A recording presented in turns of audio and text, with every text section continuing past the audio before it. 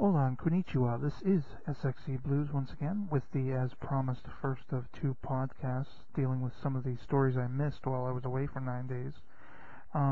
This is primarily focusing on the DC Comics Reboot and the ramifications on the Superman universe, really.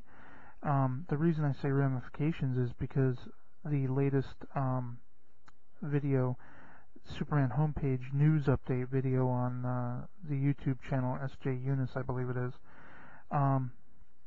After Steve Eunice, who is the main guy, tells all about the Superman news for the week, there's always a little tag at the end with Superman homepage website contributor Scotty V, who usually has like a commentary or something like that, and I always look forward to those, as well as just the news update in general.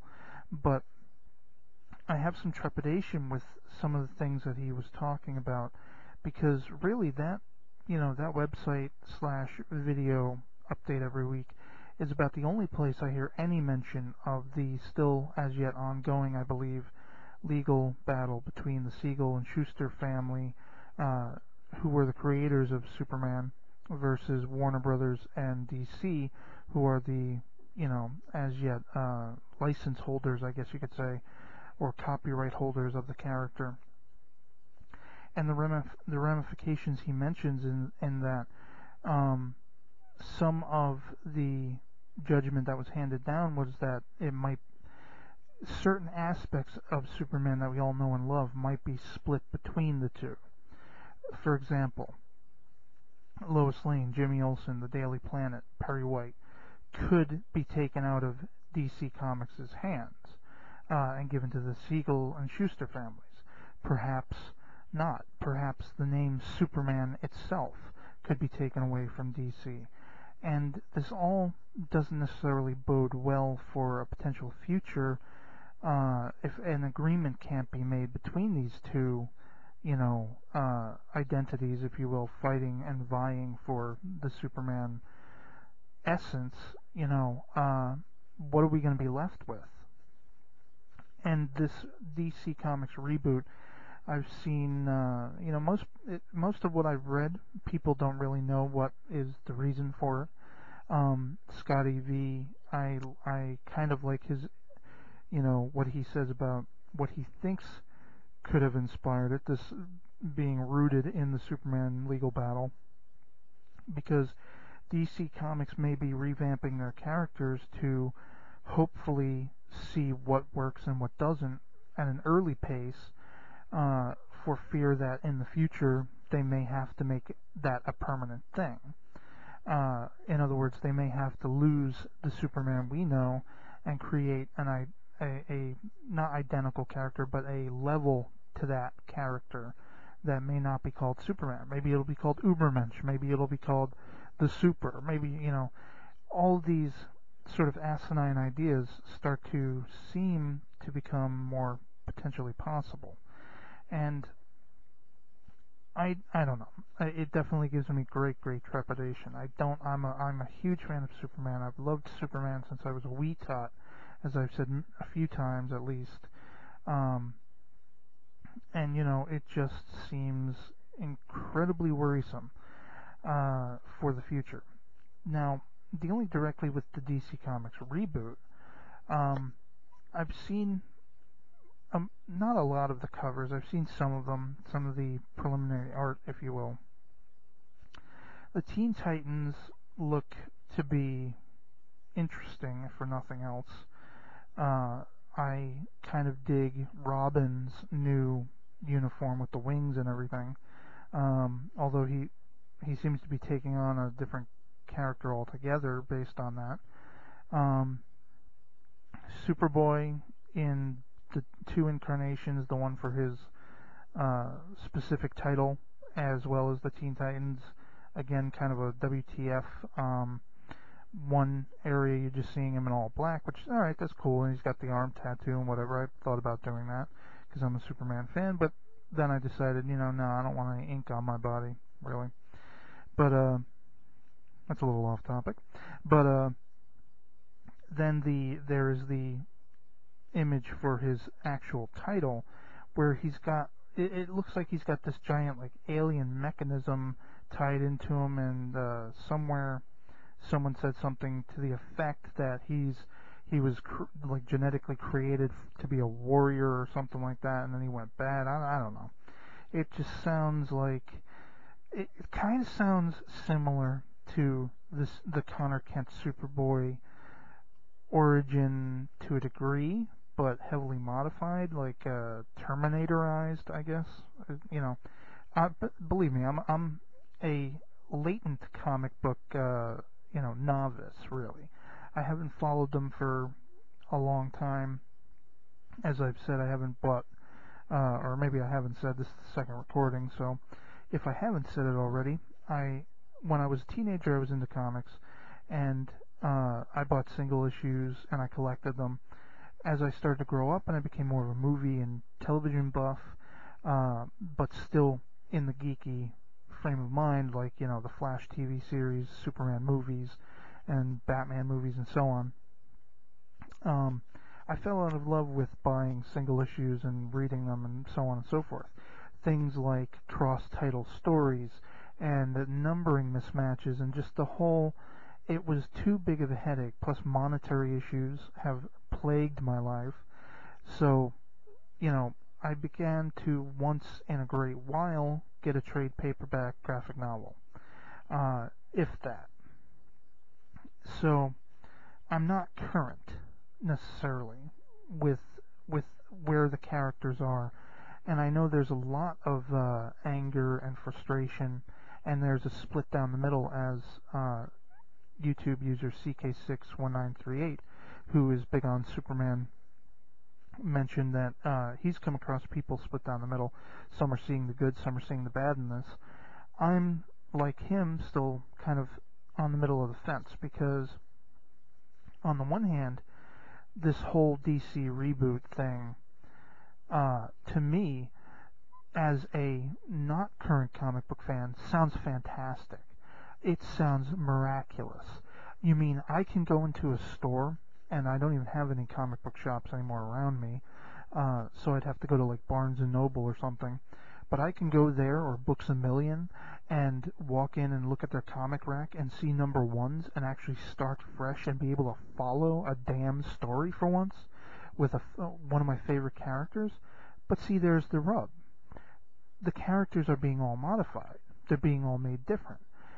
If we look at the art for the Superman titles, Action Comics and Superman, respectively,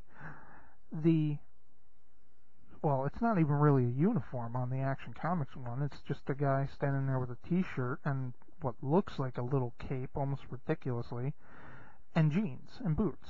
The Cat CK6, he said it, was reminiscent to him of like Smallville. And to a degree I see that. To a degree I'm just kind of thinking like, okay, well, this is sometimes what they do where I've seen art from some of the more recent Superman arcs where there's one image in particular where he's leaning on a fence with Jonathan at the farm or something like that, and you got Lois and Martha in the background at the farmhouse, and he's got his, jeans and what do you call it, flannel shirt open with the Superman logo under it. So in a sense, I don't think it's too Smallville. At least not Smallville show. Smallville as in where, Clark Kent calls his home. But then there's the Superman image for, the Superman title, and he's in like a blaze of fire, and he's trying to hold up the Daily Planet globe, which is coming to pieces. That's, what's going on there. And the uniform is, not uniform, the costume is kind of different. Some people are saying it looks like armor. I agree only to an extent that I will say the boots look like they could be armor-ish. The rest of the costume just seems to be bulked up and like have like that ripple effect or whatever you want to call it, which is something I think Scotty V in his Superman homepage video mentioned.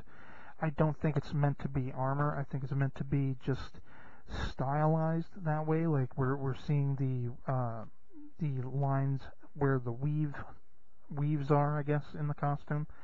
The big thing everyone is mentioning is the lack of, and I really hate the term, but I know it's like that's what the mass consciousness has become familiar with referring to them as, but the outside underwear. Okay, whatever. They're gone. That's fine. I actually dig the red belt. I know some people have said they preferred the yellow, but frankly, on this particular way of doing the costume, I don't think the yellow would be an eyesore to me. You have the red cape, you have a blue suit with just the red and yellow S, and then all the way down to the feet, and then you have, of course, like the red boots, whatever. But to have like a bright yellow thing right in the middle of that, aesthetically, it would not be it would be an eyesore rather than eye-catching. I can accept the red belt for at least being steady on the flow of the new redesigned costume. Will I, do I favor it over his usual costume? Not really, but it's kind of sort of similar to, if anyone remembers, Wizard magazine before their downfall, quite a while back, did a Ultimizing the DC Universe thing, and if you look on Google for that and you find the Superman outfit, that looked pretty cool. This is kind of sort of similar to that.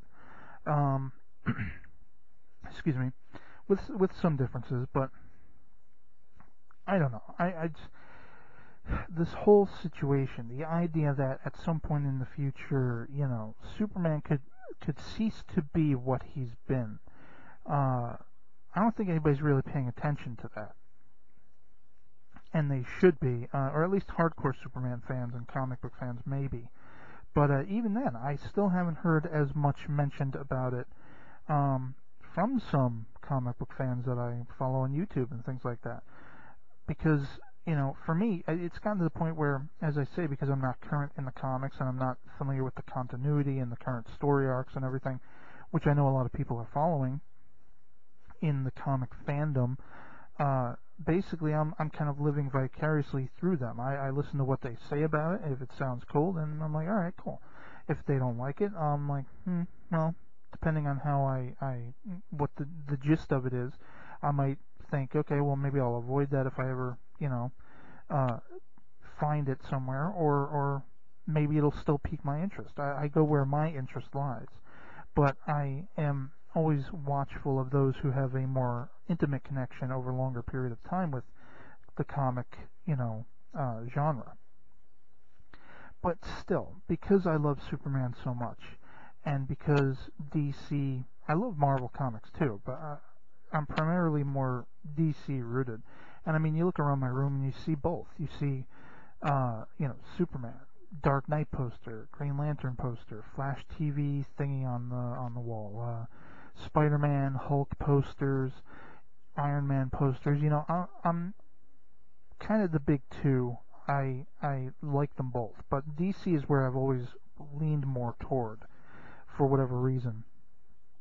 And some have said this is a little off-topic tangent, but some have said it's because whereas Marvel is more rooted in real world, perhaps DC is more fantastical, and in my case, I'm trying to have that escapism. I don't know, but in any case, the idea that this change is happening is interesting, if nothing else. It's notable for being never really done before. Before I forget to mention, the Supergirl outfit kind of reminds me of the Crisis on Infinite Earths outfit. I believe that's the one I'm thinking of.